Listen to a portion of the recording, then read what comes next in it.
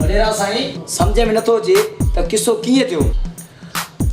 सुबेदार साहब इन मोबाइलन माण्हुनि जो मथो फेरे छॾियो आहे। अवां जो भाउ वो भी इन नियत सां पंहिंजो मोकारो करणु पियो आहे। अफ़सोस कन खोले ॿुधी छॾ। ॿिनि ॾींहंनि जे अंदरि जेकॾहिं मूंखे भाउ न मिलियो न त तव्हांखे बि सुख सां हिते रहणु कोन ॾींदो। वडेरा साईं हाणे कीअं कजे। इहो सिकू आहे न उहो अवां जे सॻे में अची वेंदो। जेका हुनखे मार ॾिनी आहे या जेकॾहिं जानवर खे मार ॾियूं आहे जानवर बि असांजी ॿोली ॿोले हुनजो ॿियो हल आहे। कहिड़ो साईं। दिल्लीअ जो टोलो मुख़्तसिर आहे। राणीअ जे गॾिजण खां पोइ हथियारनि वारो कमु हुननि घटाए छॾियो आहे।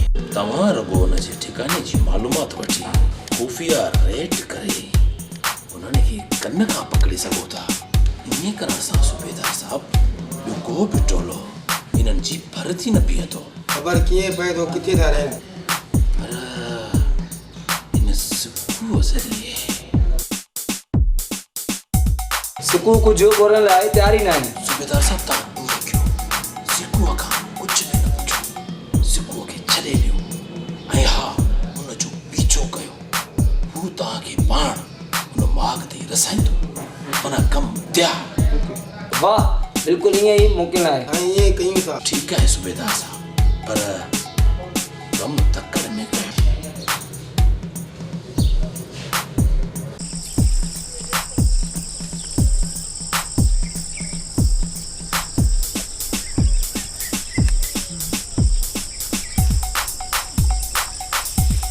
हेलो हा राणी मां तुंहिंजे ॿुधायल ठिकाणे ते पुॼी वियो आहियां।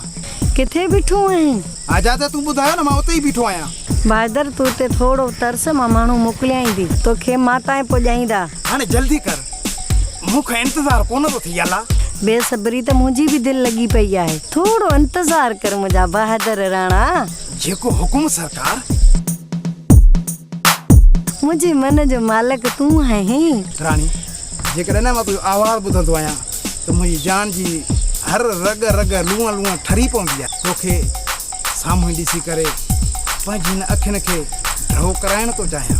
मूंखे पक आहे त तुंहिंजी सूंहं पसी आहे। मुंहिंजे अंदर जा समूरा अहंज पाण मुरादो ख़तमु थी वेंदा। हा बिल्कुलु राणा। किथे आहिनि तुंहिंजा माण्हू? हिते त कोई बि कोन्हे को। वही बहादुर लॻे थो त संगत अची वई आहे। इश्क करण तूं आयो आहे न। हलो हलो अरे मां राणी घुरायो। अरे कुट्टो छो था? अरे कुट्टो छो था? अरे मां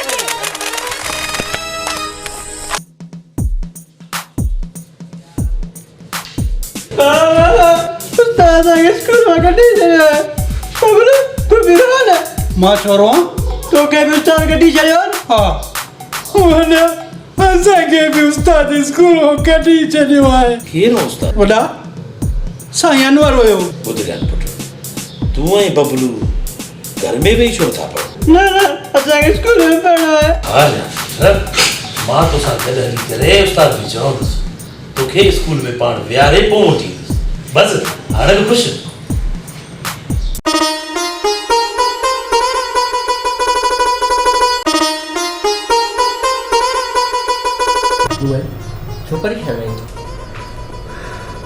मुज़म्मिल बहादुर जो नंबर नथो लॻे। अलाए केॾांहुं हलियो वियो आहे। जॾहिं त हू कॾहिं बिना इन्फॉर्म करण जे काॾे वेंदो नाहे। अची वेंदो तूं एतिरी परेशान न थी मासात।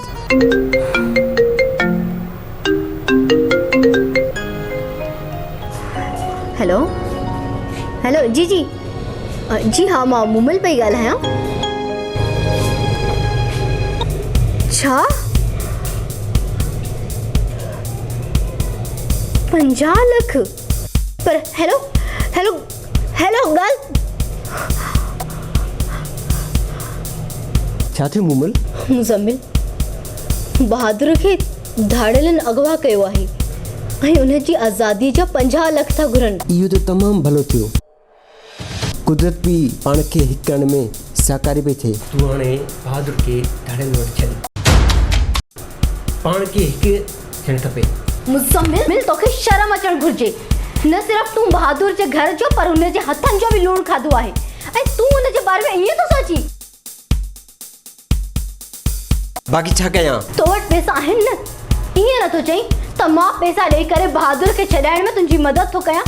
मां एतिरो बेवकूफ़ न आहियां। वाक़ई में बेवकूफ़ तूं नहीं, बेवकूफ़ त मां आहियां जो तुंहिंजी ॻाल्हियुनि में अची अलाए छा करण पई वञा। तूं इन्ही इमोशनल सोच में ॿाहिरि अच। मुज़म्मिल, मां चवां थी तूं मुंहिंजे घर मां हलियो वञ।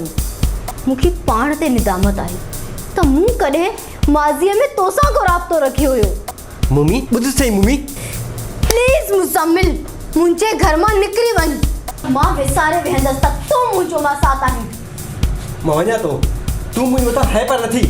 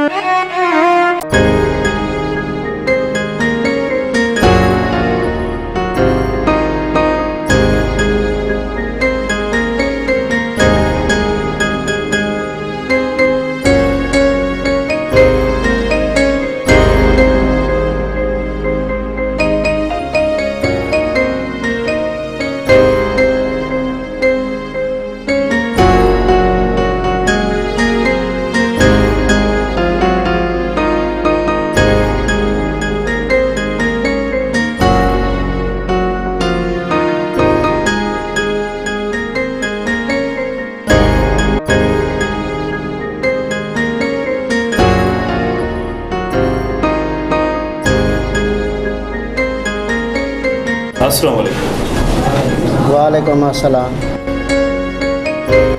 वेहो बाबा वेहो। ऐं वॾेरो वरियाम, अव्हां खां पंहिंजी ग़लतियुनि जी माफ़ी वठणु आयो आहियां।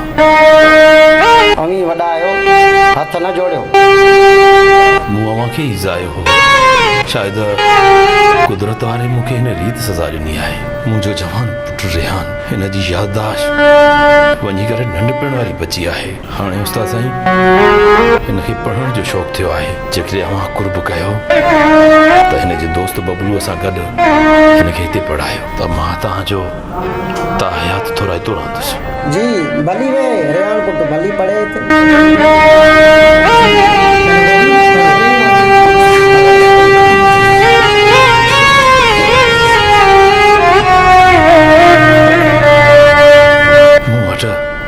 माफ़ी वठण जा अल्फाज़ न आहिनि उस्ताद साईं। असांखे शर्मिंदा न कयो वॾेरा साईं।